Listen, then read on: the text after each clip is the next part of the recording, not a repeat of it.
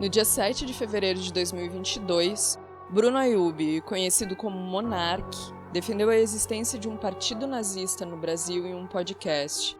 Fala que teve apoio do deputado Kim Kataguiri, do Movimento Brasil Livre. A sugestão causou grande comoção nas redes sociais e na imprensa corporativa, ganhando destaque mesmo em uma semana onde as mortes diárias por Covid voltavam a bater a casa dos milhares.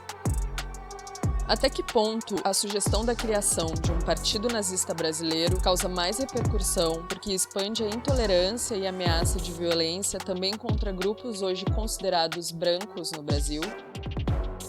A intolerância e as posições políticas que defendem o extermínio de certos grupos humanos como solução para os conflitos não são de hoje, nem surgiram no século XX. Nazismo é o nome da ideia nefasta que se proliferou na Alemanha dos anos 1920 e assumiu o controle no Estado nas décadas de 1930 e 1940. Nessa face da intolerância, pessoas homossexuais, trans, judias, ciganas, pretas ou com alguma deficiência não teriam direito à vida. E o Estado organizou formas industriais de levar a cabo o extermínio desses grupos. É preciso lembrar que populações judias e ciganas, que no Brasil atual são lidas como brancas, naquele contexto não eram. Na Alemanha nazista, elas eram vistas de forma similar a como pessoas negras e indígenas são vistas no Brasil atual. O afrodescendente mais leve lá pesava 7 arrobas. Não fazem nada. Eu acho que nem para procriadores serve mais. Bolsonaro e sua quadrilha, desde antes de presidir o Estado brasileiro, já declaravam, direta e indiretamente, seu alinhamento com inúmeras formas de intolerância, promovendo o ódio e o extermínio. Entre essas formas, o nazismo. Lembramos que seu lema, Brasil acima de tudo, é uma cópia do lema nazista Alemanha acima de tudo. Em mais de uma ocasião, Bolsonaro e seus assessores fizeram publicamente gestos associados à supremacia branca. Quando o ex-secretário da Cultura, Roberto Alvim, faz discurso traduzindo Goebbels, visual e textualmente, também transpira nazismo. Lucy Fabbri, anarquista italiana que se radicou no Uruguai após a ascensão fascista, aponta que permitir publicamente o crescimento da intolerância faz parte do que ela chama de contra-revolução preventiva. A grande mídia que hoje se opõe a Bolsonaro é, em grande parte, responsável por sua eleição. Passou anos propagandeando um discurso de perseguição ao governo PT, como se aí houvesse um demônio comunista que só pode ser combatido com um messias cristão e conservador, seja ele um juiz picareta ou um nazista brasileiro. Aí já se armava o campo para a contra-revolução preventiva, onde a população é bombardeada com a ideia de um inimigo único.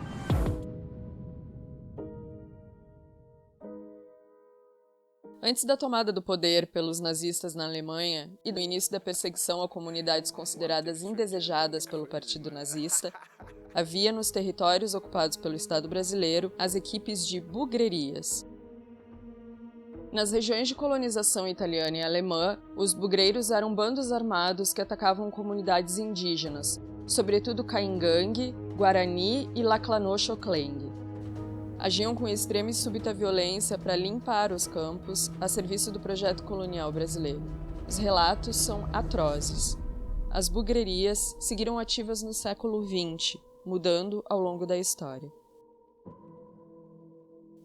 As mesmas empresas químicas que faziam experimentos com seres humanos e produziam as armas químicas e gases utilizados pela Alemanha nazista, hoje vendem produtos similares ao agronegócio. Diversas vezes, esses químicos, supostamente para o uso em plantações, são utilizados contra comunidades indígenas e camponesas. Em alguns casos revoltantes, agrotóxicos foram pulverizados de aviões contra aldeias Guarani Kaiowá e contra assentamentos do MST. Ao contrário do genocídio em escala industrial perpetrado pela Alemanha nazista, a perseguição e o extermínio executados pelo Estado brasileiro atual são mais velados, e não houve até hoje uma prestação de contas.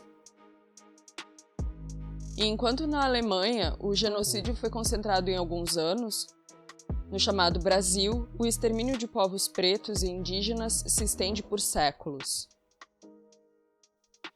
É preciso lembrar que o nazismo é tão nítido hoje porque foi derrotado em uma guerra. O Holocausto foi julgado, alguns de seus agentes foram punidos. Inúmeros livros e filmes abordam a crueldade da Alemanha nazista, muitos escritos por sobreviventes de campos de concentração, sensibilizando bilhões de pessoas aos horrores do genocídio. Mas até que ponto os massacres da população preta e indígena no Brasil não se assemelham ao Holocausto nazista? Essas populações lutam para fazer o mundo enxergar o seu lado da história. Até hoje, o Estado busca mantê-las silenciadas e esquecidas. No lugar dos campos de concentração, temos um sistema carcerário racista que mutila corpos e mentes marginalizados. Temos um sistema econômico que normaliza a miséria e a fome. O Estado, aliado às igrejas, impõe uma cultura de evangelização predatória. Seus agentes oprimem e matam diariamente, sempre impunes, pois têm as leis e o sistema de justiça ao seu lado.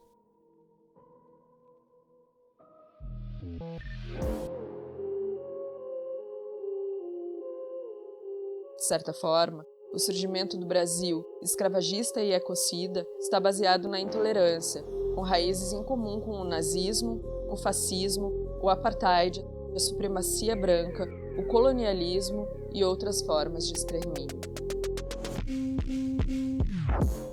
O mero fato de alguém abertamente sugerir a criação de um partido nazista é sinal de que estamos em um caminho de agravamento, de aumento do autoritarismo e da intolerância. E é um sinal de que os discursos e políticas liberais não têm problema nenhum em abraçar a extrema-direita e o fascismo, pois se beneficiam da repressão a movimentos sociais e minorias e da tomada do controle do Estado. Tornar o nazismo uma possibilidade a ser discutida, uma opinião a ser considerada, não só ameaça os grupos perseguidos por essa ideologia, mas também intensifica a perseguição a quem já é alvo da supremacia branca, do patriarcado ou do capital. Que nossa raiva antifascista some forças contra todas as opressões que matam diariamente. É preciso destruir as estruturas que servem de plataforma a esses discursos de ódio. Combater as estruturas e instituições que sustentam o Estado etnocida, racista, colonial e patriarcal. Hoje, assim como no passado, não iremos tolerar o intolerável. Todas as táticas de enfrentamento ao nazismo e ao Estado são aceitas e incentivadas. Floresta de pé, fogo nos racistas e fogo nos fascistas.